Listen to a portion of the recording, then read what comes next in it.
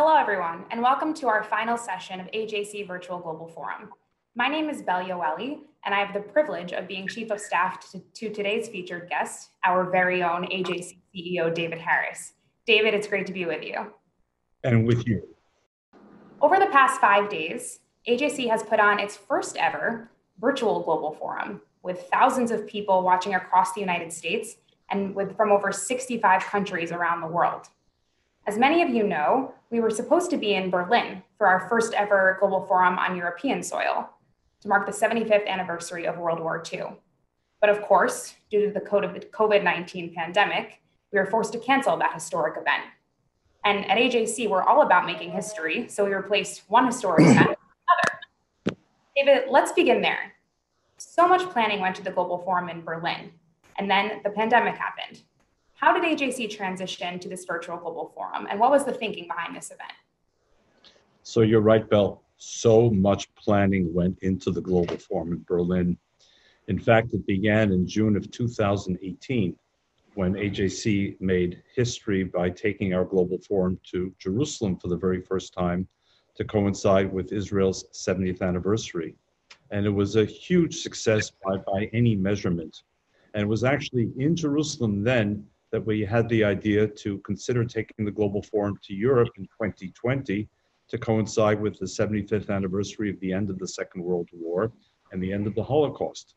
And the obvious place, at least to us, maybe not to everyone else, was to do it precisely in Berlin, which had been the nerve center of the Holocaust, but which in the post-war years had become a close ally and friend of the Jewish world, of Israel, and of the United States. And I can say quite literally that every single day from June 2018 till we made that final painful decision a couple of months ago, 2020, that we had to cancel Berlin, every single day we were developing new ideas, new concepts, new program initiatives for Berlin. So it was a very, very difficult decision for us to make, but it was an unavoidable decision, obviously. We couldn't even leave our homes, much less get to the airports, much less get on planes, much less gather by the thousands in a hotel ballroom in Berlin. In the past, it would have been a binary choice, either yes or no, global forum, no global forum. Thanks to the miracle of technology today, there was a third choice. The third choice was a virtual global forum. Now, obviously, we had never done this before in our history, but we had great people on staff who were willing to give it a try. We had a lineup of speakers who had agreed to go to Berlin. So we were making it easier for some of them by saying, stay home, stay in your office, speak to us virtually. And that's how the whole thing evolved. And in the end, we had a 5-day program. This is the 10th and final session of the program. And we've had thousands, literally thousands of people, as you said, Belle, who have registered. Many people brand new to AJC, who are now engaged with us, part of the AJC community. So would I prefer to be in Berlin on the ground? Absolutely. Did we lose something by doing it virtually? You bet. We couldn't go to the various places we wanted to go to, from Sachsenhausen, the infamous Nazi concentration camp on the outskirts of Berlin, to the Brandenburg Gate at the center of Berlin for the closing session. So we missed that. On the other hand, we expanded profoundly the AJC community globally. And in the end, I think we're all quite happy with the outcome. I couldn't agree more, David. You know, thinking back on the last 5 days, this is the 10th session, as you mentioned, and all the people we've reached, I'm curious to know, obviously I have my own opinions. From your perspective, what are the most important takeaways? And what do you think it's most important for the audience to remember, perhaps beginning with the lineup of the speakers? Well, I'm glad you want to begin there, Belle, because I think it's really important to understand this. Organizations always want to get headline speakers. Sometimes they have relationships. Other times they write sort of cold letters to a lot of people and say, you know, will you join us? And other times they may go to speakers' bureaus and pay exorbitant fees to bring world leaders onto their stage. I want our audience to understand that in each and every case here in this virtual global forum, beginning with Secretary of State Mike Pompeo and German Chancellor Angela Merkel and going straight through, these are all people with whom we have had relationships. AJC is in the relationship building business.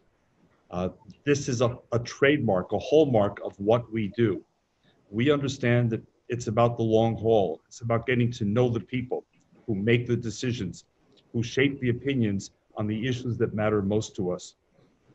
So if you want to begin with, for example, Angela Merkel, we first met her in 2005. She was running as a candidate for Chancellor of Germany. I can't even tell this audience, I myself can't remember how many times we've met her in how many different settings, both small and large. Go right through the group, and you'll see that in each case, there's a history to the relationship. And I think it's because we have invested in those relationships, because we see relationships as two-way, not one-way, because we try to bring credibility and integrity to the relationships. And I think when you see a lineup like this, it really speaks to that investment, day after day, month and year after year, in building those relationships of trust and friendship and partnership. Absolutely, David. And I think there are actually a couple speakers that I want to ask you more about later on. So we'll come back because obviously Chancellor Merkel was just the beginning.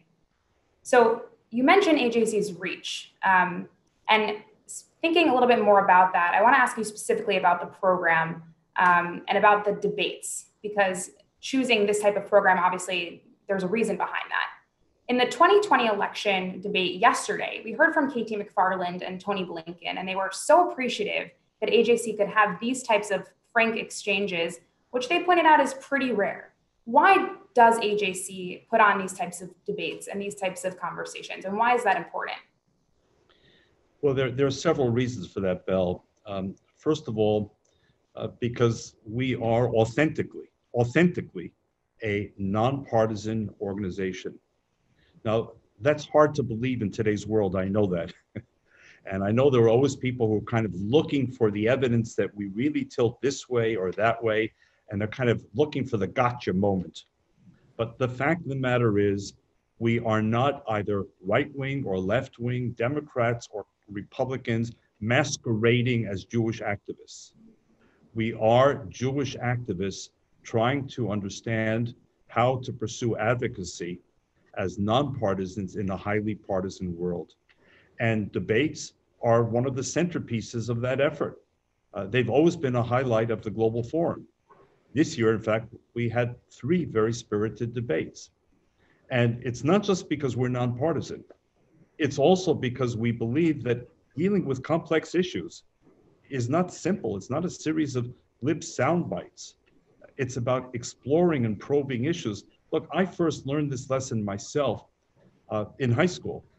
I went to a high school where I joined the debating team. It was one of those schools which took debating as seriously as some schools take football. We traveled all over the East Coast of the United States. We traveled all over Eastern Canada year after year in debates. And one of the things that I learned from that experience was, you don't always get to choose the side you want in a debate. You're assigned. And I learned that on many policy issues, there's more than one way to look at it. It made my life very confused and complicated because I sometimes envied the people who were sort of ideological and doctrinal and who only looked at it in one way from their particular vantage point. But being a debater from an early age prompted me to struggle with issues. So to fast forward, we're living in a world today which increasingly rejects this kind of, as KT McFarland and Tony Blinken said, not just vigorous debate, but respectful, civilized debate. But to me, this is the heart of democratic society. These are tough issues. If you listen to the debate, for example, of on free speech and hate speech, any open-minded, fair-minded person would say, wow, they were both pretty impressive. I might lean a little bit this way, or I might prefer a little bit of what the other one said, but they're impressive. But too many of us are closing our minds. We're kind of digging into our sort of ideological spaces along the spectrum, and we're shutting out contrary views. So whether it's geographic, whether it's political, whether it's ideological, whatever it is, we're kind of wrapping ourselves in this subset of America. I believe debate is where America needs to be. It needs to bring us together, to listen to each other, to understand there can be more than one way to look at things, and then make up your own mind. But don't block out the other side. So the debate for me is very much in the spirit of our America. Let's meet. Let's talk to each other. Let's spiritedly discuss, debate, even disagree, but let's acknowledge that there may be more than one way of looking at things. We had a very good debate on the future of the West Bank. Now, again, I'm sure that people walked into that debate with, in many respects, their minds made up. I get that. I hear it all the time. Don't confuse me with the facts. My mind's made up. But you couldn't help but walk away from that debate, I believe, by saying, well, Merav Michaeli offers a very compelling vision of the need for peace, the need for a two-state agreement, the need to move forward. Absolutely. But Dory Gold is no slouch either. Has a PhD from Columbia, was the Israeli ambassador at the United Nations, leads an important think tank, and he's saying, I don't disagree with the vision. I just don't think there's an obvious partner. And there hasn't been an obvious partner for years.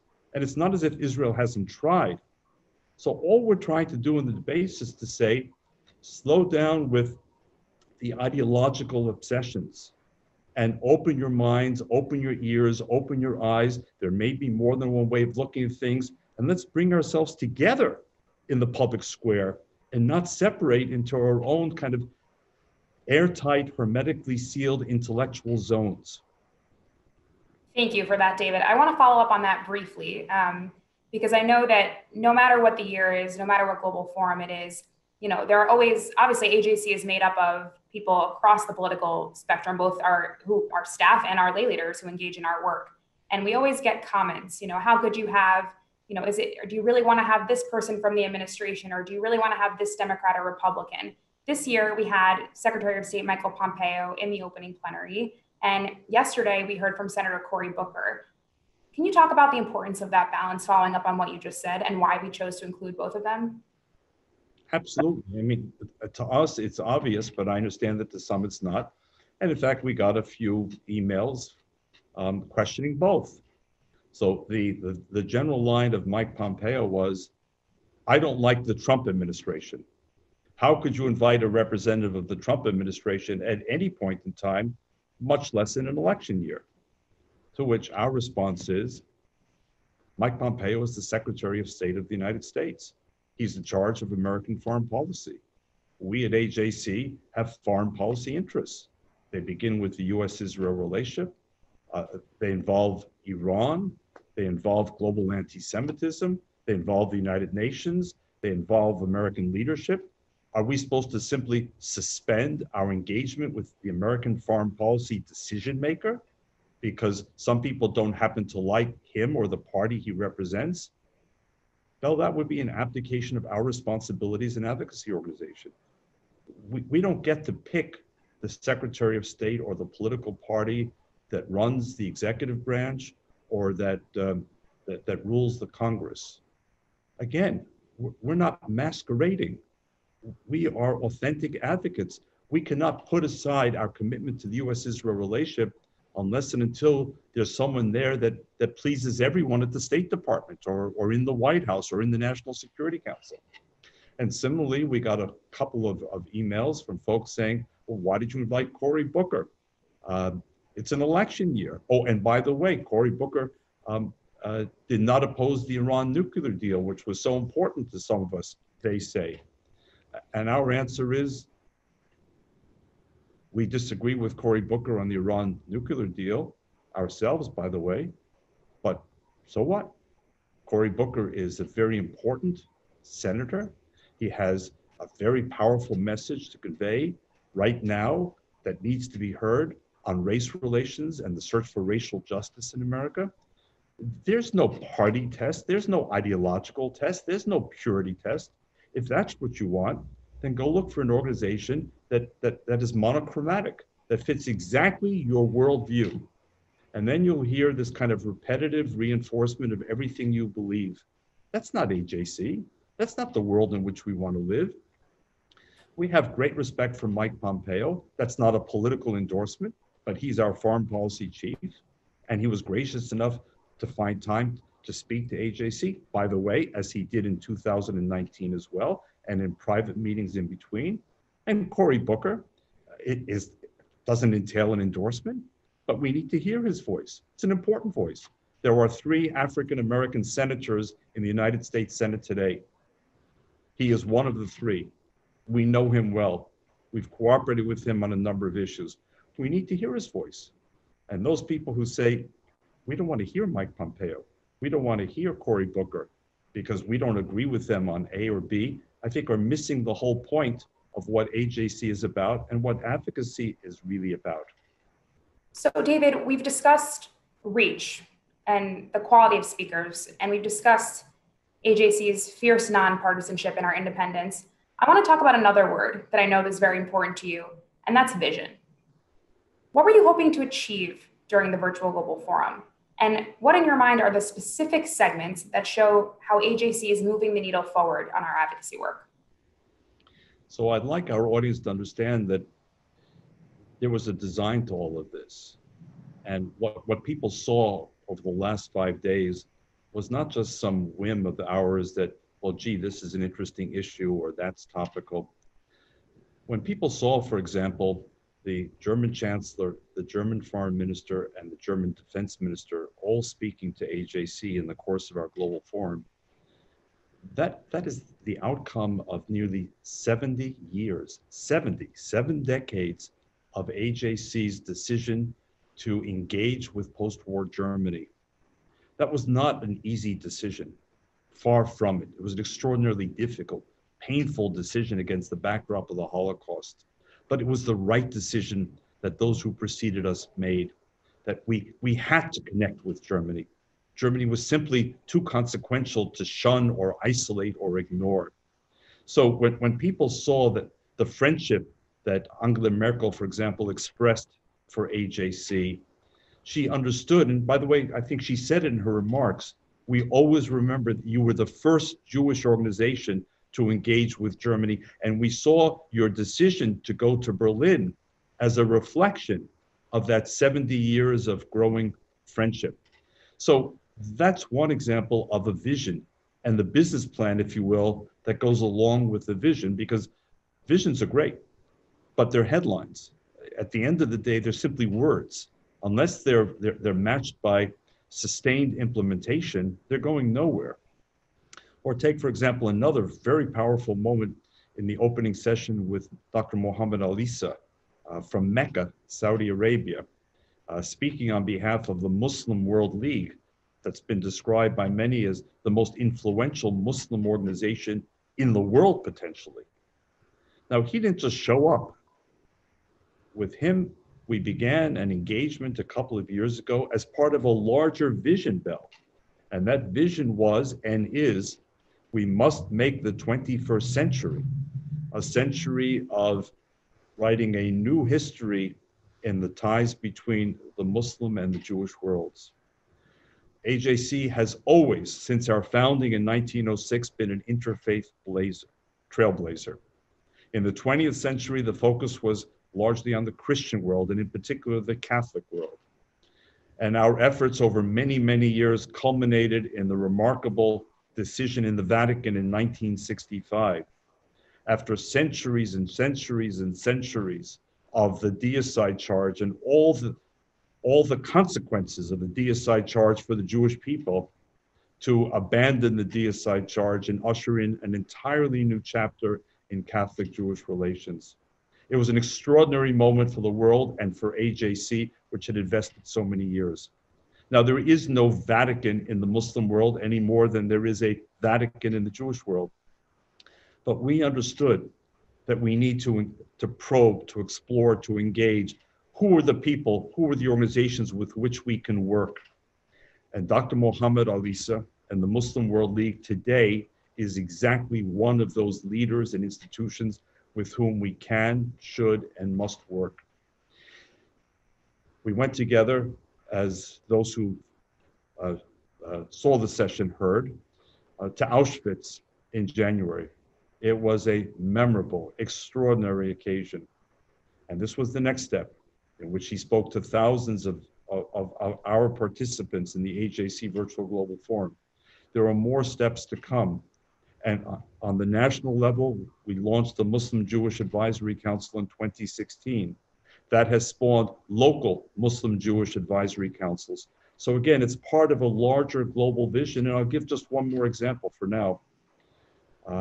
On Tuesday, Dr. Anwar Gargash, the Minister of State for Foreign Affairs of the United Arab Emirates, also made history by speaking to the AJC Global Forum. That was not serendipitous. That was not by chance. AJC, and in particular my colleague Jason Isaacson, have been traveling to the Gulf for over 2 decades. Once a year, twice a year, 3 times a year, also meeting elsewhere in Washington, in New York, in European capitals. What people saw in his appearance before AJC, and I urge anyone who missed it to get the text or to watch the film again, it was breathtaking in what he said and what it meant. But again, it was the outgrowth, Bell, of years and years of a vision joined with a plan to make the vision a reality. Germany, Muslim-Jewish relations, relations between the Jewish people and the Arab world, creating a new context for Israel and the Middle East are all part of what we're seeking to do. So these programs, these appearances should be seen in that context. Thank you, David. I know you said that was your last example, but I want to ask you about one more, which was also on Tuesday. We heard from Prime Minister Mitsotakis of Greece and Prime Minister Edi Rama of Albania, 2 obviously completely different countries with their own stories and connections to AJC, but both in particular said amazing things about Israel and their relations with Israel. And I know both of those stories are near and dear to your heart. So I just wanted to ask if you wanted to comment on those as well. Sure, happy to. The Greek story begins in the 1980s. I had just joined AJC in 1979, practically as a kid. And one of the things that I learned about global advocacy in the 1980s, to my dismay, was that Greece did not have full diplomatic relations with Israel. It seemed inconceivable to me. First of all, they're practically neighbors geographically. Secondly, they both have deep roots in history, in contributions to civilization, in monotheism, in democracy. And to meet Greeks and Jews just anywhere, college, on the street, they almost seem interchangeable. And then I discovered at AJC there were in fact a group of people, a previous generation, that saw the same thing and were committed to trying to change the Greek-Israeli relationship. And they had found many Greek-American partners who also were dismayed. Why weren't these 2 countries closer? And I won't go into the history of why they weren't, but I will say, because I joined that effort as sort of the young kid in the group, I saw the effort over the 80s going back and forth to Greece and to Cyprus and to Israel and meeting here, huddling here in the United States. How can we bring these 2 countries closer together, knowing that it's in their interest to do so? It's not a gift, it's in their interest to do so. And in 1990, the current Greek Prime Minister's father, Konstantinos Mitsotakis, became Prime Minister. And one of the first things he did was to establish full diplomatic relations with Israel. And his foreign minister at the time was Antonis Samaras. And we applauded them and we engaged them. We got to know them well. And lo and behold, fast forward, Samaras became the Prime Minister of Israel. And who becomes the Prime Minister a few years later? The son of Konstantinos Mitsotakis. Sorry, you meant the Prime Minister of Greece. He would. I'm sorry. And now this triangle of Greece, Cyprus, and Israel is so engaged, so deep on so many levels, it's practically unimaginable, Bell, from where it began in the early 1980s. That's the vision that AJC brings. And with vision, again, it's not just the need for implementation. It's, since we would have been in Germany, it's the German word Sitzfleisch. It's the Hebrew word savlanut. It's the English word patience. We need patience, we need perseverance, we need persistence. But hey, we're living in a world where not a lot of people want to be patient about anything. They want instant results, quick gratification. But AJC, by this sort of this steady approach, I think has helped create some miraculous outcomes. Albania is a very personal story for me because I don't know how many people in the world can actually say that as undergraduates in college, they wrote their senior essay on Albania. Well, I'm one. I'm not. Okay. I rest my case. I was fascinated by this country, which, as the Prime Minister, Eddie Rama, said, was the North Korea of Europe during the Cold War. It wasn't just a Soviet satellite state. It was very different and much worse even than a Soviet satellite state. So I was fascinated by Albania, but fast forward to those years, 1989, 1991, when, like dominoes, the various communist countries in Europe all collapsed. And that was the time I became the CEO of AJC, 1990. And I saw this enormous strategic opportunity for AJC and the Jewish world to engage with these emerging post-communist countries, all of which, by the way, had been essentially enemies of Israel, with the one notable exception of Romania, but that's a different story. All of which had in one way or another suppressed Jewish life, all of which had buried World War II Holocaust history, and all of which had tossed out human rights, human dignity. And I thought, wow, here's the opening for AJC. This is a game changer. And one by one, we engaged the countries of post-Soviet Europe, Bulgaria, Romania, Albania, Hungary, Czechoslovakia, Poland, the three Baltic states as they sort of regained independence, then Ukraine and the other former Soviet states. And what we saw with Albania was really the product of a vision 30 years ago. Here's an opportunity. And lo and behold, it's interesting what the Prime Minister told us. When he was asked the question, why are you so pro-American? He said, we're so pro-American because we were told for 50 years by the communists that America was the devil, America was the Satan. And we didn't believe anything the communists said. So if they said America was the Satan, then surely America was the saint. And by the way, we heard this refrain often in Eastern Europe. Why did you become so pro-Israel? Well, because for 50 years we were told that Israel was the aggressor, Israel was the evil nation, the wrongdoer. Well, if the communists told us that, the truth must be the exact opposite.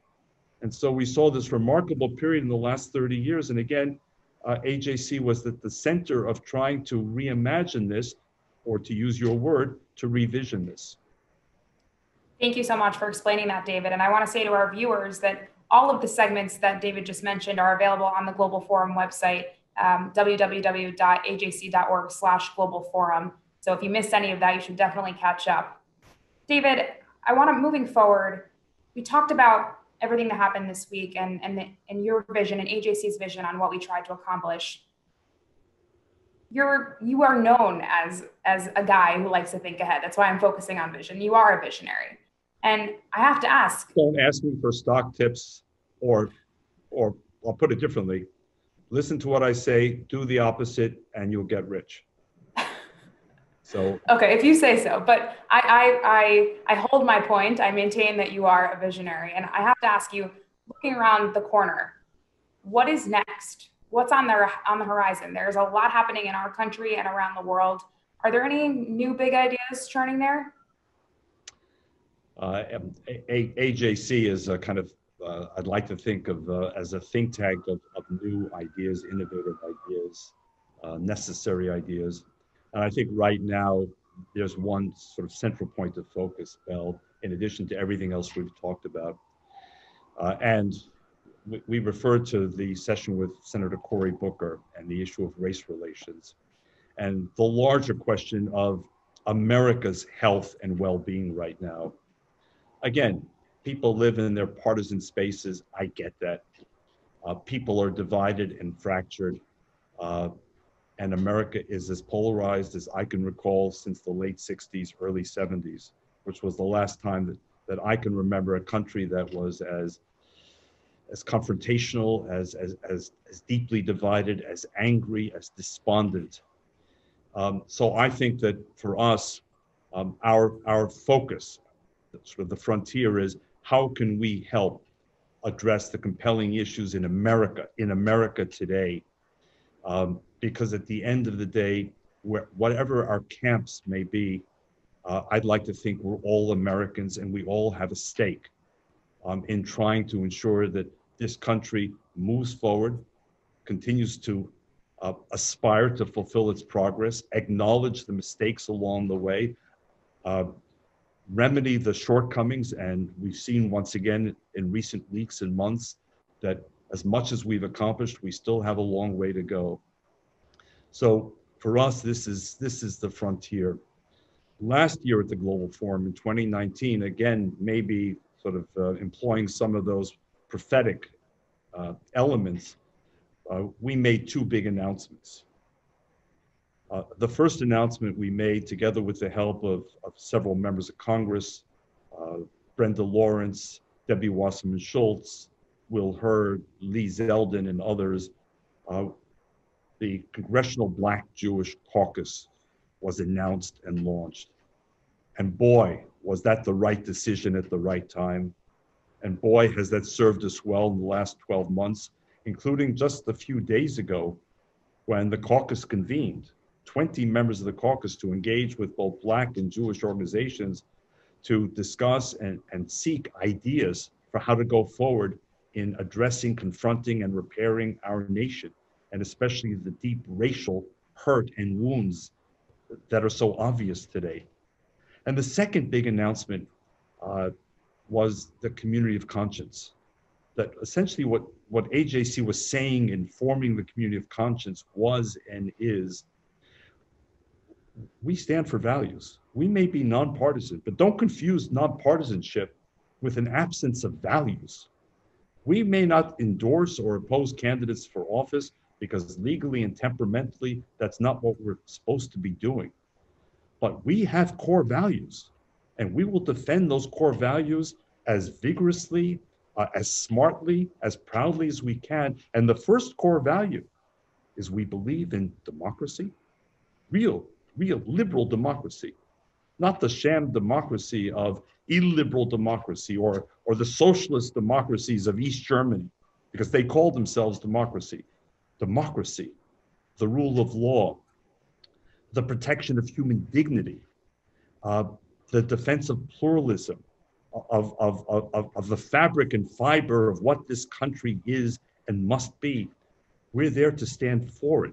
And so we created this community of conscience that said, we're not only saying no to hate, we're not only saying no to division and to bigotry and to intolerance, we are saying that we are ready to become a kind of Delta force that says we stand for common values and we're prepared to act on them. Because as was said in earlier discussions, words are wonderful, but it's deeds and actions that ultimately measure individuals and institutions. Well, now fast forward from those two big announcements, and I'd like to say today, in light of what's happened in recent months, that AJC is taking the next steps, Bell. And I'm announcing today that effective immediately, effective today, AJC, in memory of George Floyd, is opening an office in the Twin Cities, in Minneapolis and St. Paul. And in memory of Breonna Taylor, who was killed on March the 13th, 2 months before George Floyd, we are opening an office in Louisville, Kentucky. We know that we cannot solve all the problems even by this announcement and this effort to place ourselves in these two very important urban centers. But what we're saying is both substantive and symbolic. Substantively, what we're saying is We have more than a century of experience in intergroup relations. We have more than a century of commitment to the civil rights struggle in this country. We've learned a lot. We want to bring that experience, that knowledge, that commitment to the Twin Cities, to Louisville, across the country as well, in our 22 other offices, and say we want to be part of the solution. We don't just want to issue tweets. We don't just want to issue press releases. We want to be on the ground today, tomorrow, the day after, and the day after. We want to be in partnership. We want to work together with like-minded people and institutions. We want to restore the promise of America for all.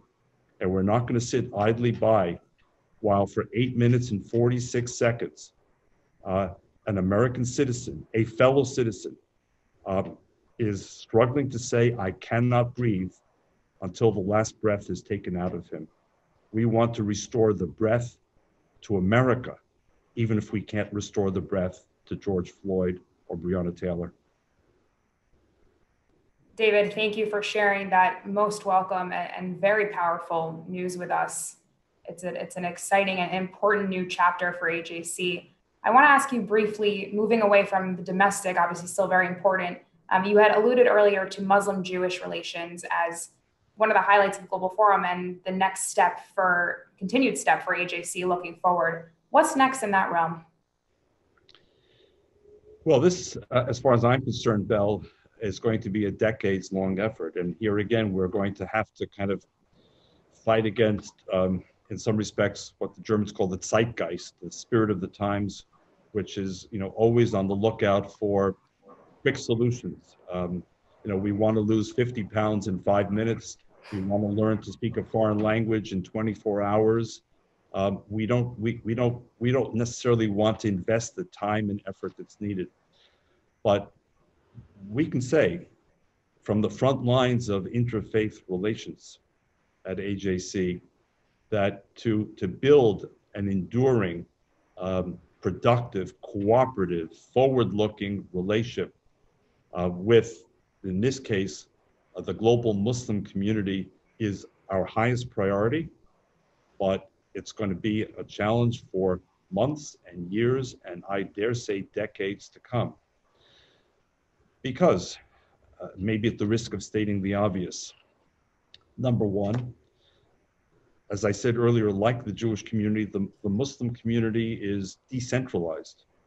When we focused on the Catholic Church and helped change history after, depending on how you count, 1900 years or 1600 years of Catholic teaching, at the end of the day, there was a central address. There was a Pope. There was a College of Cardinals. There was a Second Vatican Council. There was a vote. There was a decision. And once it was achieved, because it was a vertical structure, it was disseminated throughout the world. Here, it's quite different, as it is for the Jews. So on the one hand, we have to keep looking for those sort of centers of influence and gravity, number one. Number two, there are those in the Muslim community who want to engage, who want to discuss, even when we occasionally disagree, and there are others who reject it. If you look, for example, in sort of the social media sphere, there were those who were not happy that Dr. Alisa spoke at AJC. There were those who were not happy that Dr. Gargash spoke at AJC. And by the way, there were those who were not happy when Dr. Alisa traveled to Auschwitz with us in January. And 2 years ago in Jerusalem, when a prominent Muslim leader came from Indonesia, there were lots of folks who were not happy that he came. How could you? How could you travel to Israel? How could you sit with the American Jewish Committee? So there are going to be challenges within the Muslim world. By the way, there are challenges within the Jewish world. There are purists out there who in the Jewish world say that if ever an organization or individual said anything with which we disagree, how dare you sit down and you legitimize them? Well, if that's going to be the standard on both sides, we're not going to have much of a conversation. What we're looking for and what we found, both in the Muslim Jewish Advisory Council here in the US and in our partnership with the Muslim World League, are people who today have decided that this is important for them as it is for us. Of course, there are going to be differences. Of course, there'll be issues on which we will perhaps never find agreement, but that's okay. We're going to find other areas where we can find agreement. We found agreement in the United States on hate crimes laws, on protection of religious institutions. We found agreement that genocide is something that we both reject, whether it's the genocide that took place in Auschwitz, or whether it's the genocide that took place against the Rohingya in Myanmar, or on a smaller scale, but nonetheless a profoundly deadly scale, in Srebrenica. We stand against genocide. We stand against the targeting of groups because they are groups.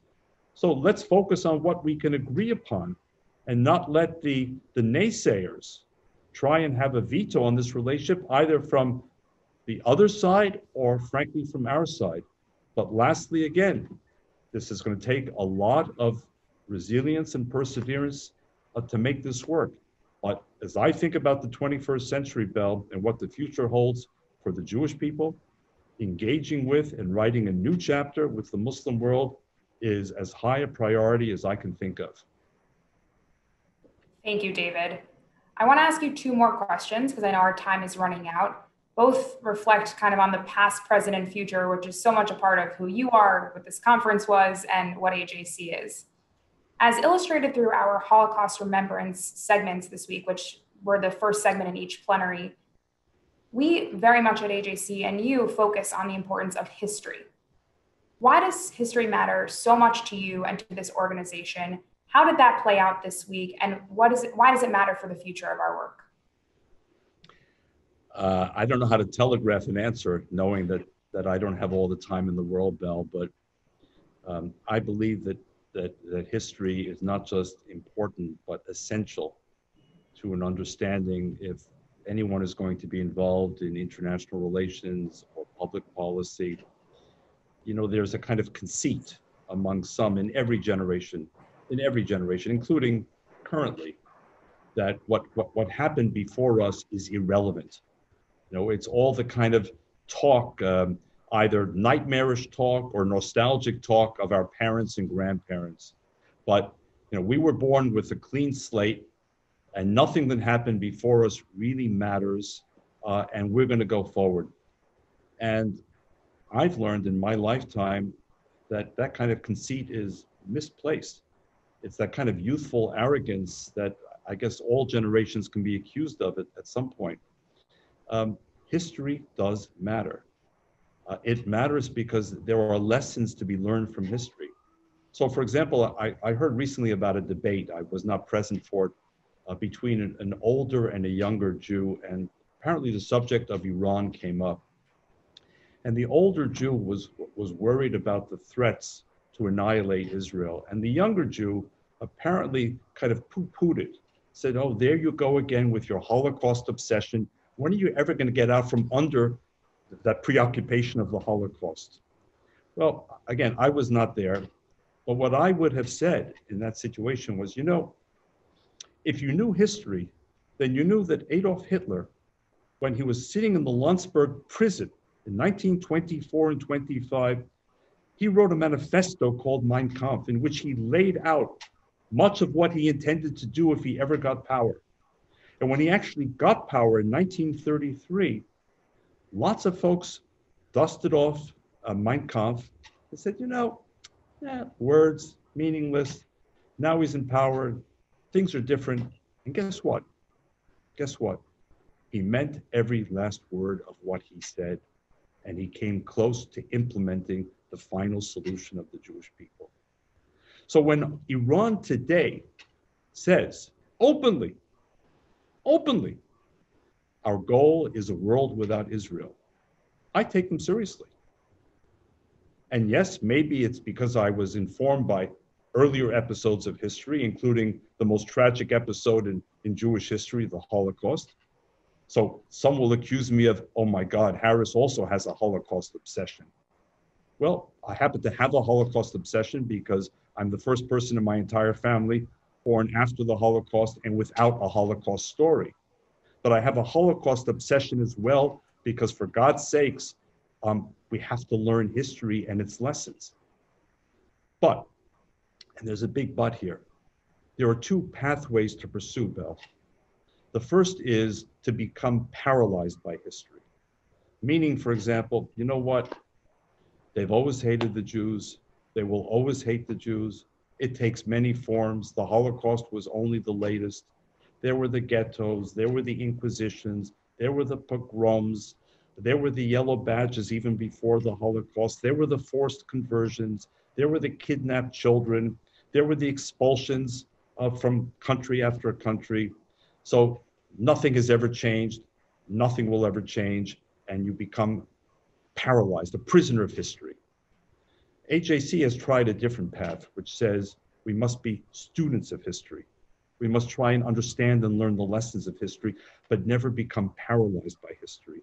The goal of AJC has always been to try to become authors of history. In engaging with Germany after the war, it was audacious.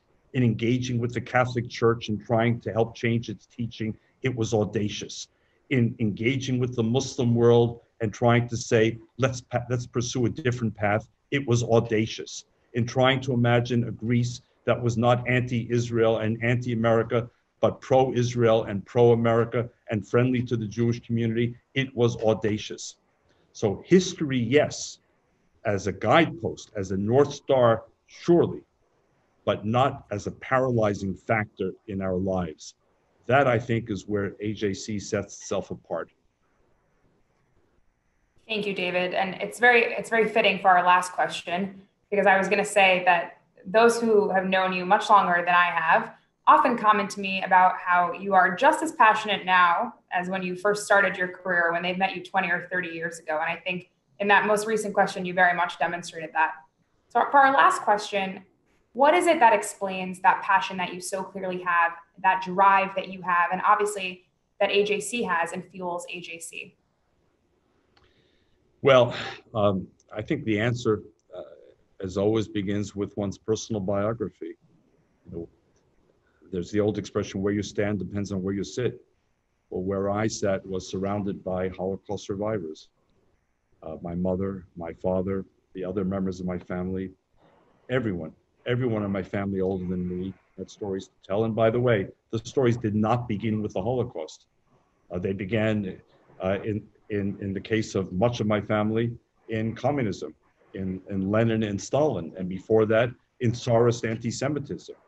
So I've always been surrounded by sort of stories, Jewish history. In the case of my wife, 16 years old, one of 8 siblings, threatened with death in Libya during the Six-Day War of 1967, in hiding for several weeks in Libya, forced to leave, never to return. My passion comes from the fact that I simply cannot and will not ever accept what happened to my family. I can't accept it. I can't accept the fact that my cousin Mila Racine, who joined the French underground after the fall of France, spent her years smuggling Jewish children to Switzerland in order to save their lives, because otherwise, as Jews, as young as 3 months, 6 months, 9 months, 12 months old, they would have been murdered by the Nazis and their collaborators in Vichy France. I cannot accept it. I cannot accept the fact that today, even today, in a far more wonderful world than my parents ever experienced, that my grandchildren, 2 of whom are Hebrew speakers, may have to whisper in Hebrew when they're outside of Israel, because it will otherwise upset someone and put the family at risk. I cannot accept to this day that even after the Shoah, the one and only Jewish state, which occupies a sliver of land no bigger than New Jersey, still has not had one full day of peace since May 14th, 1948. I can't accept it. And I'm as angry about the issue of anti-Semitism, the issue of genocide, the issue of singling out Israel today as when I started. You know, when you begin life as a teenager, as a college student, you have this kind of confidence that in your own lifetime, you will change the world. In my generation, it was to end racism, late 60s. It was to end the war in Vietnam and to end racism. Well, the war in Vietnam ended, but clearly racism has not yet ended. You learn in life as you grow older that you may not complete the task, as we've been told in the Jewish tradition, but you have no right to desist from the task. Bell, as long as I have an ounce of strength, I'm going to be fighting against anti-Semitism and against anti-Zionism, because I believe that a world that cannot fully accept the Jews, even after thousands of years, or a small Jewish state among the community of nations, is not a world in which I'm prepared to live. And my final point is, and this for me is inextricably linked with another passion, a very centered, fierce passion. I believe in democracy. I believe in democracy because I know what the deprivation of democracy means, because my parents and my wife lived in non-democratic societies, because I was detained twice personally by Soviet authorities and expelled on one occasion from the Soviet Union, because I got to see how Soviet Jewish refuseniks and dissidents and prisoners were forced to live because they were Jewish. Democracy is the glue that holds the civilized, sane world together. And what we should have learned from history, including the history of Weimar and history today, is democracy is not as solid and stable as people might think. It needs to be vigorously defended each and every day. If you think of the sweep of history, liberal democracy is a blip on the screen.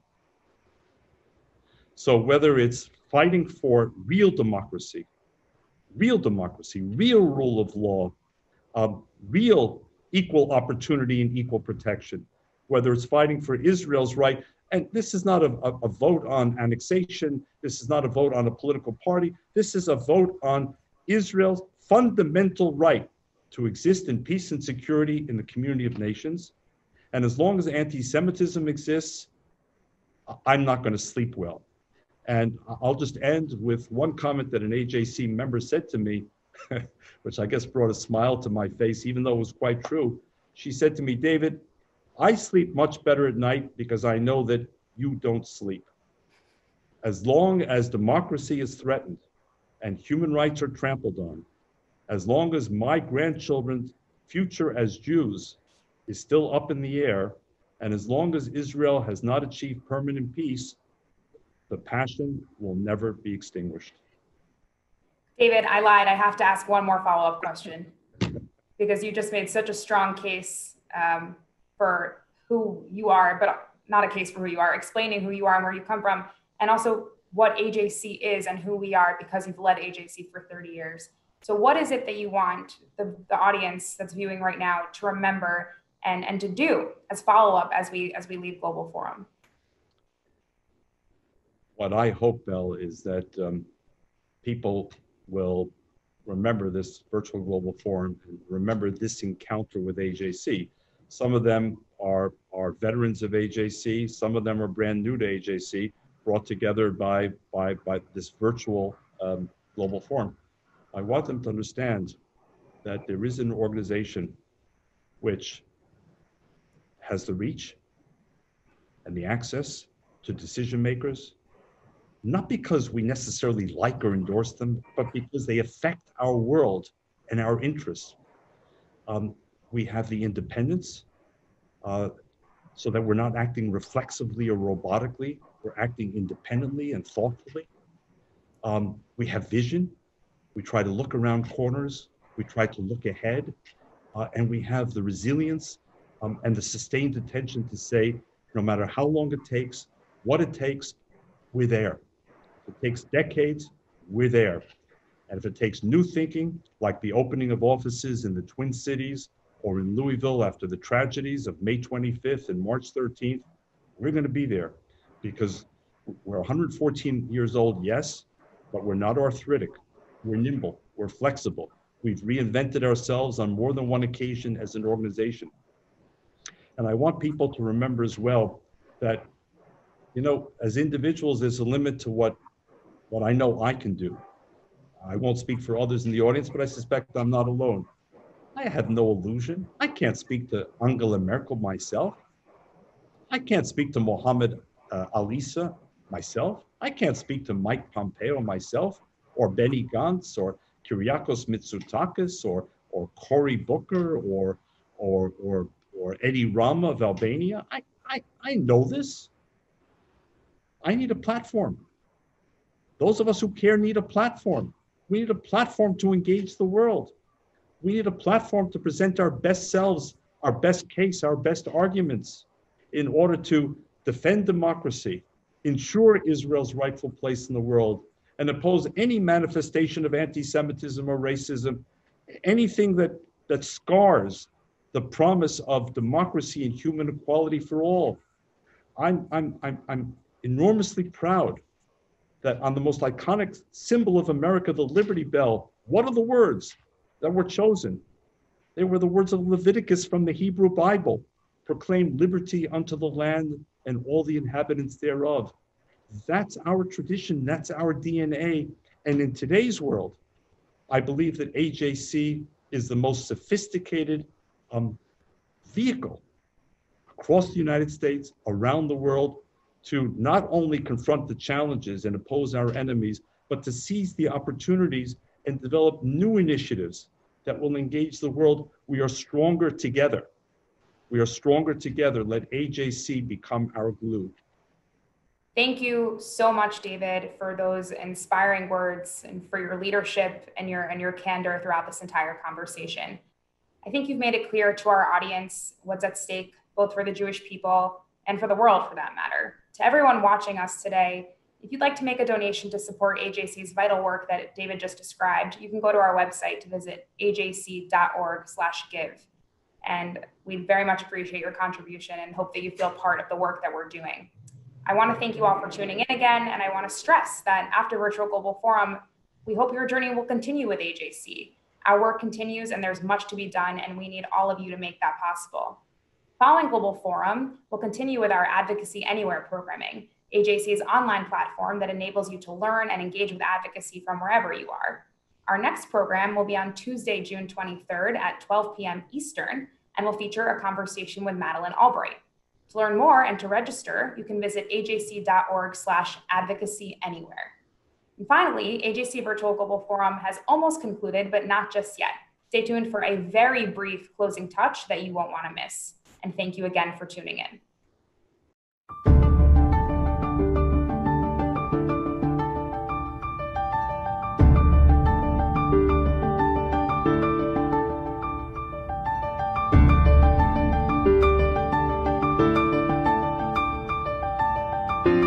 Es hat mich tief berührt, dass das AJC sein Global Forum 2020 eigentlich in Berlin durchführen wollte.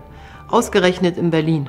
Und ausgerechnet im 75. Jahr nach Ende des Zivilisationsbruchs der Shoah, um unsere Verantwortung der vielen Millionen jüdischer Kinder, Frauen und Männer zu gedenken, die während der Shoah von Deutschen entrechtet, verfolgt und ermordet wurden. Und wir wissen um unsere Verantwortung, gegen Antisemitismus in all seinen Ausprägungen entschlossen vorzugehen. Zu unserer Verantwortung zählt auch, für die Sicherheit Israels einzutreten. Diese ist nicht verhandelbar. Und auch dies möchte ich anmerken.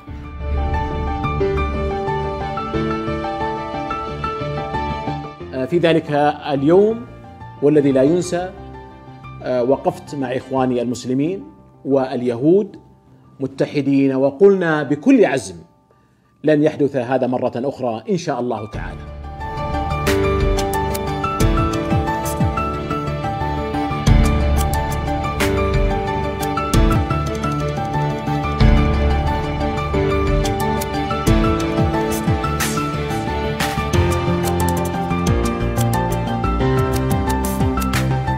Importance of bipartisan support from the United States to Israel, and the acceptance of whatever party here in Israel, whoever is in the United States, this bipartisan approach, I think is very important, and we have to continue and strengthen it all along. We should not take it for granted. The United States will always support Israel's right to defend itself. anti-Zionism is indeed anti-Semitism. Nowhere is our support clearer than with how we've addressed the world's #1 state sponsor of anti-Semitism, the Islamic Republic of Iran. So yes, I think it is easier maybe for us to explain the complexity of our region and why Israel is on the right side of history and on the right side of the national interest of the European Union as a whole. So you can always count on our support within the European Union. You have a very close friend. Israel is a shining example of a country that has made a miracle. We are also targeting Iran proxies. Our recent ban of Hezbollah activities in Germany has sent a firm message in this regard.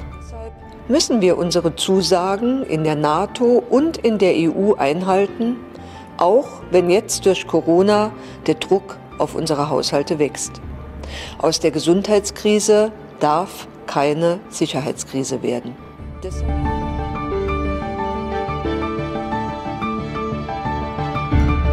Whatever we do, however we draw the maps, we should never again force Israelis out of their homes to make a peace plan work, and we should never force Palestinians out of their homes either. Annexing unilaterally now parts of the West Bank, doesn't matter how big or small, will seriously jeopardize the future of Israel, the security of Israel, and unfortunately the mere existence of it.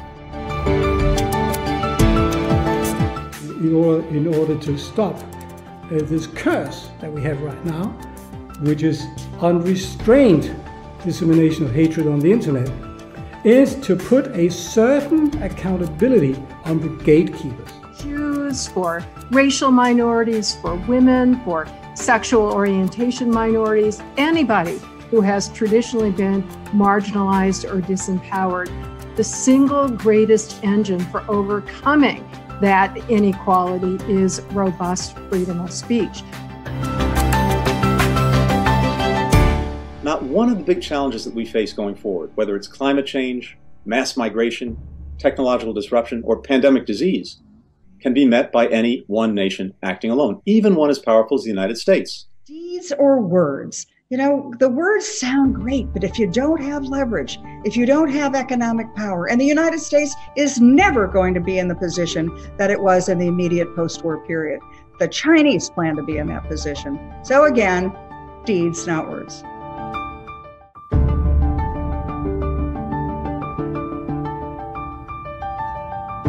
Will we rise over hate, rise over discrimination, rise over the challenges of our time?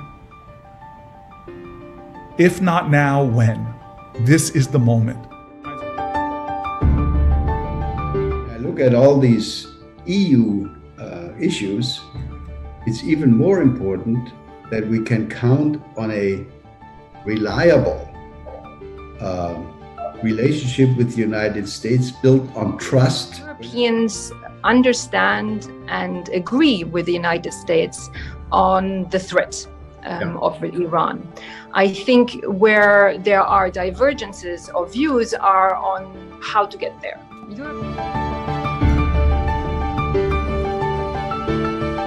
We see today is we see that negotiations and having lines of communications open actually will yield better results for us and for the Israelis.